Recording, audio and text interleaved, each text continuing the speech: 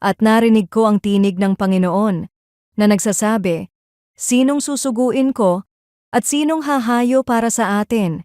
Nang magkagayoy sinabi ko, "Narito ako, suguin mo ako." Tahimik na nakaupo si Carla sa jeep pauwi. Pagod ang katawan, pero mas mabigat ang iniisip niya. Kanina, may katrabaho siyang lumapit. Halatang may pinagdadaanan at naghahanap lang ng makakausap.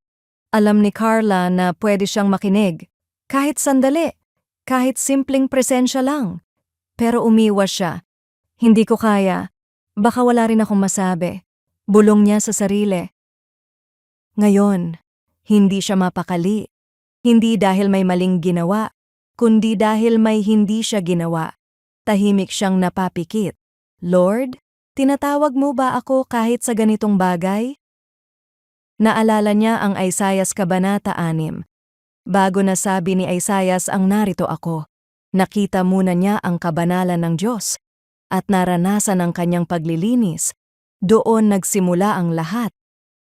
Ang pagtugon sa tawag ng Diyos ay nagsisimula sa kanyang biyaya. Siya ang unang kumikilos at binabago niya ang puso para tumugon. Kaya ang narito ako ay hindi dahil handa ka, kundi dahil siya ang tumawag. Minsan iniisip natin na wala akong ministry, hindi ako tinatawag, hindi ko kaya. Pero ang totoo, ang buhay mo mismo ang mission field mo. Hindi ito laging malaki o malayo. Kadalasan, ito ay nasa harap mo na sa isang taong nangangailangan ng makikinig.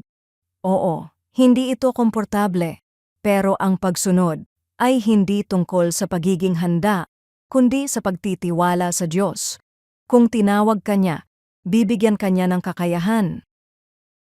Sa araw na ito, maging bukas sa mga simpleng pagkakataon na gamitin ka ng Diyos. Maaring ito ay makinig sa isang taong nahihirapan, maglaan ng oras kahit pagod ka, o magsalita ng pag-asa sa tamang sandali. At kapag naramdaman mong tinatawag ka niya, huwag umatras.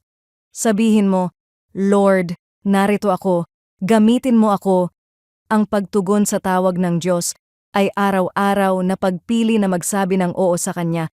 At sa simpleng pagsunod, ginagamit niya ang buhay mo higit pa sa inaakala mo. Kung may pagkakataon kang makinig at tumulong, pero may dahilan ka ring umiwas, gaya ng takot, pagod, o hiya, ano ang pipiliin mo?